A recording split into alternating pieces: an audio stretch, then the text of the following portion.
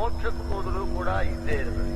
ಅದಕ್ಕೋಸ್ಕರ ಅಂತ ಗುರುಗಳಲ್ಲಿ ಶ್ರೇಷ್ಠರಾಗಿರ್ತಕ್ಕಂಥ ಗುರುಗಳು ಒಂದು ಸಾಕ್ಷಾತ್ ತತ್ವಾದ ಆದಿ ಮೂಲ ಗುರುವಿಂದ ಮೂಲ ಗುರುವಿನ ಸಾಕ್ಷಾತ್ ಪರಮಾತ್ಮನೇ ನಮಗೆ ಅಜ್ಞಾನದಲ್ಲಿ ಎರಡು, ಹೊರಗಿನ ಅಂಧಕಾರ ಒಳಗಿನ ಅಂಧಕಾರ.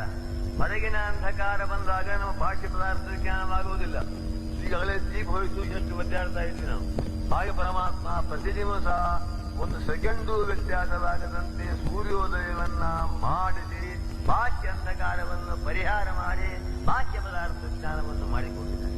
ಅದರಂತೆ ಅನೇಕ ವೇದವ್ಯಾಸಾದಿ ರೂಪಗಳನ್ನ ಧಾರಣೆ ಮಾಡಿಕೊಂಡು ದುರ್ಮತಗಳನ್ನೆಲ್ಲ ಖಂಡನೆ ಮಾಡಿ ಸಮೀಚೀನವಾದ ಮತವನ್ನ ಬ್ರಹ್ಮಮೀಮಾಂಸಾ ಶಾಸ್ತ್ರವನ್ನ ನಿರ್ಮಾಣ ಮಾಡಿ ಒಳಗಿರತಕ್ಕ ಜ್ಞಾನವನ್ನು ಪರಿಹಾರ ಮಾಡಿದ ಮಹಾನುಭಾವ ಸಾಕ್ಷಾತ್ ಶ್ರೀ ಅನಂತ ಶ್ರೀ. ಇಂಥ ಮಹೋಪಕಾರ ಮಾಡಿದ ಪರಮಾತ್ಮನ ಒಂದು ಉಪಕಾರವನ್ನ ನಾವು ಪ್ರತಿ ದಿವಸ 24 ಗಂಟೆ ಸ್ಮರಣ ಮಾಡಿದರೂ ಸಾಲದು.